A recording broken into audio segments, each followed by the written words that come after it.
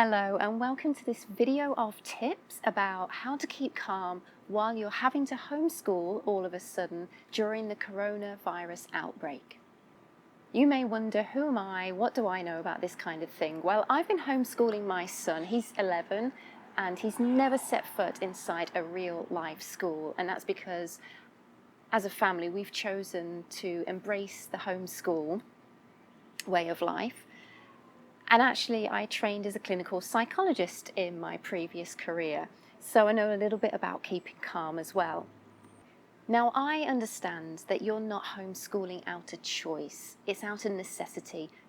The schools are actually closing. And this is a time where you're probably feeling anxious, you're feeling unprepared, you didn't realize this was going to happen, and you're feeling frustrated. Maybe you're feeling like you don't have the skills. Well, I'm here to tell you, yes, you do, and you can absolutely work through this. And here's what I know for sure. If you get angry, if you're going to get frustrated, if you're going to get stressed, that is going to transfer to your kids, even if you try and hide it from them. And that doesn't allow for a good learning environment. You know, emotions are contagious. And so if you are stressed, that's going to impact on the learning environment for your kids. But if you keep calm, then that's going to mean that they're much more prepared to listen to you and learn from you. The most Googled subjects right now are about the doing parts of homeschool, the homeschool timetable, homeschool resources. What does the ideal routine look like? What should my kids be doing? Well, let's get out of the mindset of doing and get into the mindset of being joyful, being playful, being calm, being loving, because these are the experiences that your children will remember and will respond to. So let's get started with the tips. Number one, go with the flow. Now, I'm a morning person, so is my son. So we start school at 8:30 in the morning. That works for us. Every family is different. Every person is going to be different in this. If you've got teenagers who like to sleep in, then maybe you're going to want to start school maybe at 11 a.m., maybe even just the afternoons. Right now, there are no rules. You need to do what is going to fit into your family life. If you still have to do some work, albeit online and at home, you also have to fit around that, obviously. So right now, the schools aren't going to enforce certain amounts of hours that you have to do. Take advantage of that. Work with what fits in with you right now, because you will be happier, your kids will be happier, and the learning experience will be so much more enjoyable. Number two, it's okay not to be the expert. I know there's a lot of you out there right now thinking, I don't have training in being a teacher. How could I possibly teach my kids? Well, you can, and you don't have to know everything. And I mean, I'm terrible at math, but I'm getting a chance to do it the second time around. And actually, it's a standard joke in our family that if my son and I do the same addition or equation, mine's going to look different to what he's done. The answer will be different. But that's good because we can work it out together. He can teach me, and showing him that it's okay to get things wrong. It's okay to admit you need some help. And actually, I'm growing as a person and learning from him as well. So this is very collaborative. And so don't try and be the expert. You're just going to stress yourself out. That doesn't help anybody. Tip number three, get creative. Now, what are those subjects that are lacking at your school? Things that you wish they did, but instead they tend to favor more academic subjects. So maybe things like art, photography, drama, baking, sewing. What are the things that would be creative and a good addition to your kids' education that maybe they don't get at school? My son loves the British Baking Show, and so we use one of their recipe books, and every Monday afternoon he bakes something. And he's learning such a lot of skills from that. Plus I get to eat whatever he's made. And he does an amazing job because he's really interested in it. And I'm sure there's something that your kids would like doing that is more creative, other than just academic subjects. Tip number 4. Now, your school may be geared up for you to use some online resources, which is great. I use things like Khan Academy, Udemy. We use Twinkle, which is a UK-based school resource, hamilton.co.uk. You know, using these online resources are fantastic, but think outside the box as well. It doesn't just have to be courses and PDF resources, but think about, you know, Netflix documentaries. There's an awful lot you can learn about history or nature. YouTube channels like Cosmic Kids Yoga, where the kids can do some yoga for half an hour while you take a little break. And, you know, like fun science demos. There are so many things out there already that's educational that you can dip into, but also think outside the box. Number 5 is something I'm really passionate about. Read to your kids. They are never too old to be read to. We're reading Harry Potter, book 5 at the moment, and there's something so amazing about reading to your kids. People dismiss it and say, oh, that's not a lesson, that's not learning. It's so immersive.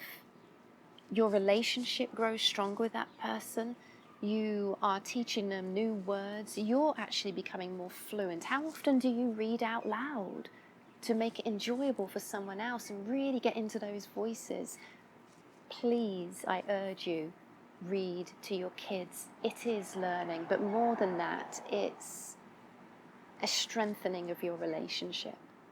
Number 6, this is a big one, because I know a lot of kids have been gearing up to take exams, and now they don't know what's going to happen, and they're going to go back to school before the end of the year.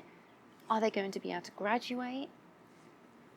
Please try not to feed into the worry of their future.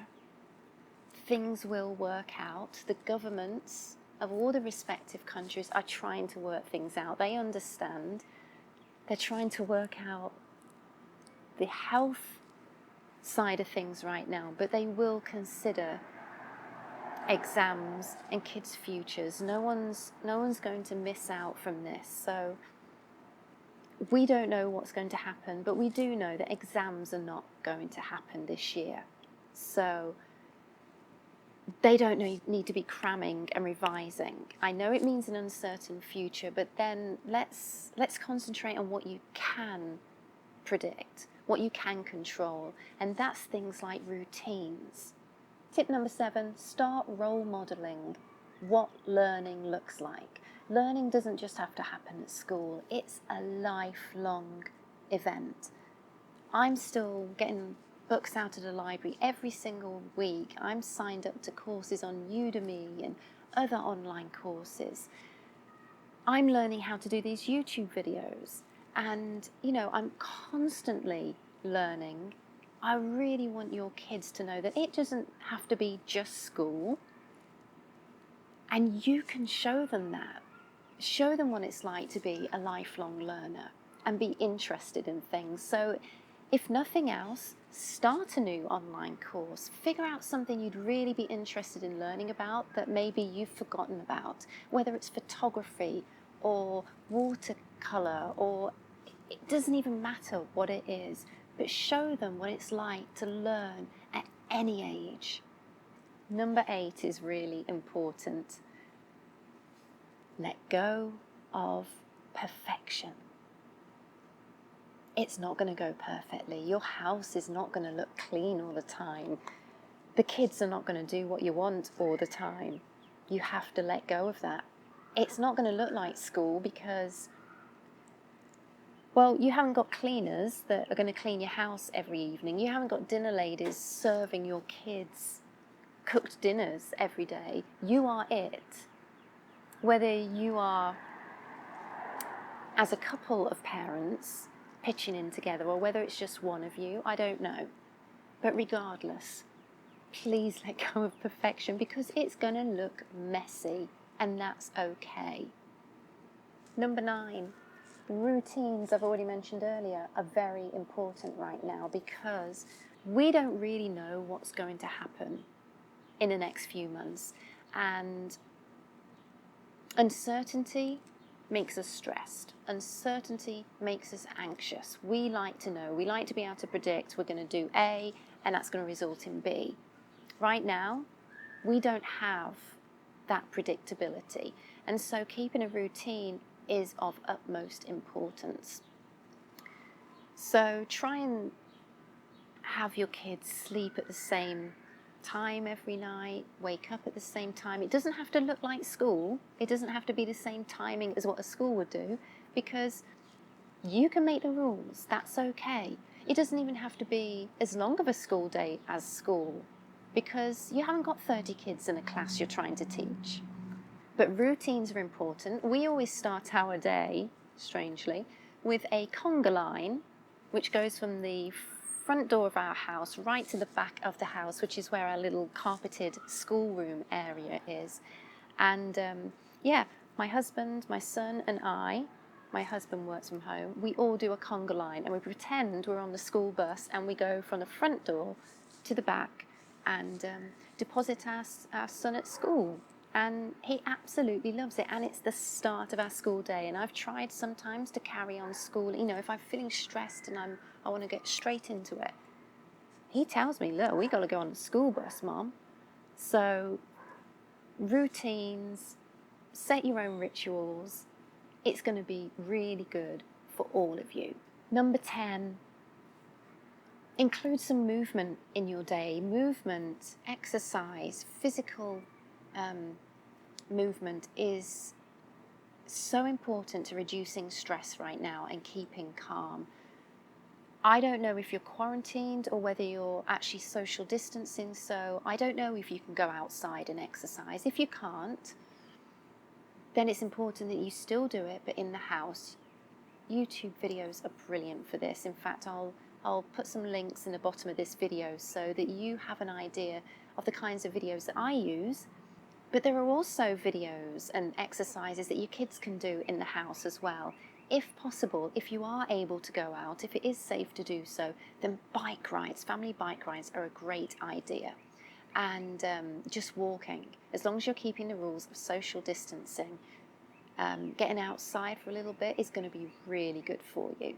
If you take nothing else from this video today, I want you to know it's not what you do, it's about the way you create a feeling in your homeschool in these next few weeks or months.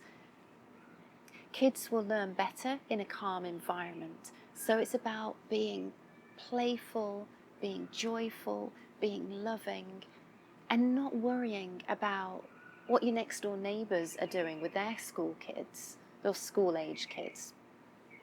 It's about fostering these relationships. You're going to become closer as a result of this, and that's a wonderful thing. So let's stay positive. If you have any questions, please comment down below, and I will do my absolute best to give you my opinion. Of course, that's going to be different to other homeschooling people around here, but that's okay. We're all doing it differently, and I wish you all the luck in the world.